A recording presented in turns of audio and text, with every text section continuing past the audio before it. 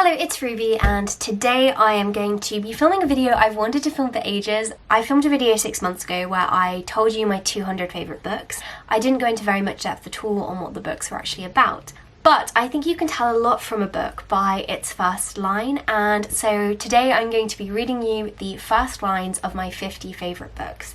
Hopefully you can walk away from this with some recommendations and an idea of which of these books you might like, given the writing style. So we are going to start with children's books. Once, on a dark winter's day, when the yellow fog hung so thick and heavy in the streets of London that the lamps were lighted and the shop windows blazed with gas as they do at night, an odd-looking little girl sat in a cab with her father, and was driven rather slowly through the big thoroughfares. It's a funny thing about mothers and fathers. Even when their own child is the most disgusting little blister you could ever imagine, they still think that he or she is wonderful. All children except one grow up. Mrs. Rachel Lynde lived just where the Avonlea main road dipped down into a little hollow, fringed with alders and ladies' eardrops and traversed by a brook that had its source away back in the woods of the old Cuthbert place. It was fun at first, playing house. I made all my own meals, crackers and cheese 3 times a day. Mr. and Mrs. Dursley of number 4 Privet Drive were proud to say that they were perfectly normal, thank you very much. Coraline discovered the little door a little while after they moved into the house. I know I'm not an ordinary 10-year-old kid. I mean, sure, I do ordinary things. I eat ice cream, I ride my bike, I play ball, I have an Xbox, stuff like that makes me ordinary, I guess. And I feel ordinary, inside. But I know ordinary kids don't make other ordinary kids run away screaming in playgrounds. It looks like a one-winged bird crouching in the corner of our living room, trying to fly every time the heat pump turns on with a click and a groan and blows cold air into the sheet and lifts it up and flutters for just a moment and then falls down again. Still, dead. The monster showed up just after midnight, as they do. We sit together outside the Foster's freeze at a sea green metal picnic table. All 4 of us. I sprint across the yard, my eyes streaming, my heart pounding in my chest. The noise of the gunfire is still deafening and I actually hear bullets whizzing past me. At night, I would lie in bed and watch the show. How bees squeezed through the cracks of my bedroom wall and flew circles around the room, making that propeller sound, a high-pitched zzz that hummed along my skin. Dear friend, I am writing to you because you said you listen and understand and didn't try to sleep with that person at the party even though you could have. I wore a black suit and a white shirt, a black tie and black shoes, all polished and shiny, clothes that normally would make me feel uncomfortable as if I were in a stolen uniform or pretending to be an adult. I like to run at night. No one watches me. No one hears my sneakers slipping in the loose gravel at the side of the road. Pip knew where they lived. Everyone in Little Kilton knew where they lived. Their home was like the town's own haunted house. People's footsteps quickened as they walked by and their words strangled and died in their throats. The laughter starts as a low murmur. Hallelujah might not even have noticed if it wasn't coming from a few seats down. I stood perfectly still, looking up at the house and at the dark sky beyond it. A band of mist drifted from the moon, making way for the next set of clouds, what I hoped would be the picturesque backdrop I'd been waiting for. Welcome to the beautiful Sinclair family. No one is a criminal. No one is an addict. No one is a failure. The Sinclairs are athletic, tall and handsome. Our smiles are wide, our chins square and our tennis serves aggressive.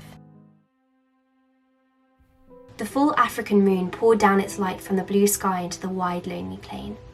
Vanessa dreams she is a grown woman, heavy with flesh and care. Her 2 limber, graceful daughters are dancing and leaping on the shore as she watches from the grass where the sand ends. Their dresses flutter chalk white, like apple flesh or a sun-bleached stone. London, Trinity term 1 week old.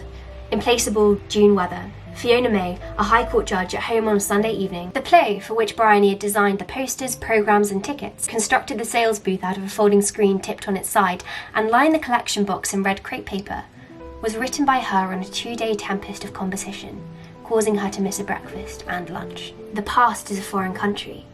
They do things differently there. The first time Richard hit me, I saw stars in front of my eyes just like they do in cartoons. My name was Salmon, like the fish. First name Susie. I was 14 when I was murdered, on December 6th, 1973. What about the tea kettle? What if the spout opened and closed when the steam came out so it would become a mouth and it could whistle pretty melodies or do Shakespeare or just crack up with me? I could invent a tea kettle that reads in Dad's voice so I could fall asleep. I have to do this with an accent, I'm sorry. Last night I dreamt I went to Manderley again. It seemed to me I stood by the iron gate leading to the drive, and for a while I could not enter. Time is not a line, but a dimension. Molly was dead, to begin with. There is no doubt whatever about that.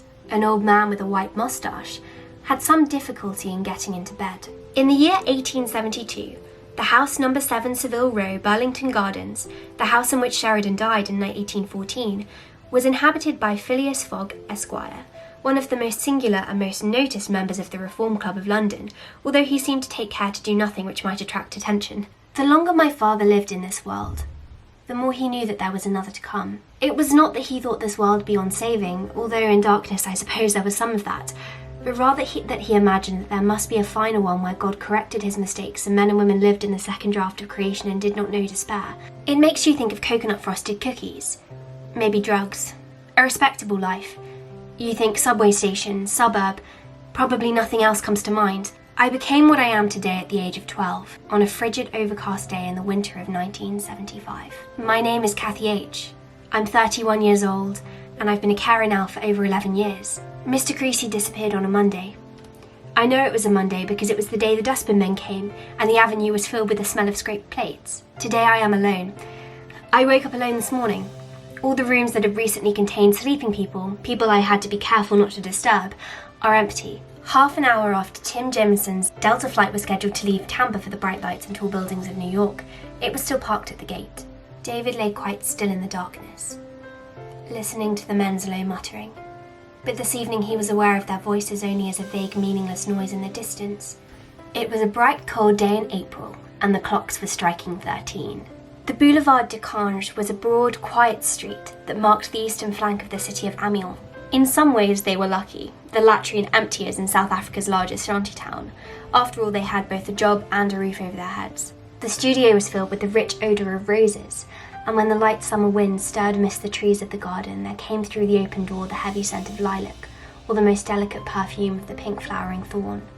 Dear Franklin, I'm unsure why one trifling incident this afternoon has moved me to write to you, but since we've been separated, I may most miss coming home to deliver the narrative curiosities of my day.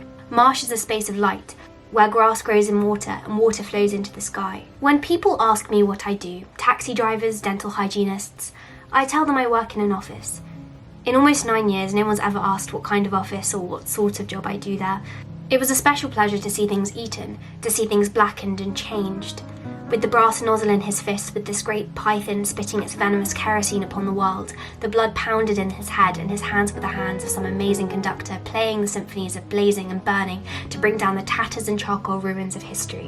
I really hope that you enjoyed watching this video. I know it's slightly different to most book videos that I've uploaded before, but I really think that the first lines of books can often tell you a lot about whether you're going to like them, and some of the first lines of these books I read to you today are so clever. So thank you so much for watching today's video. I hope that you enjoyed it, and I hope that you have a productive week.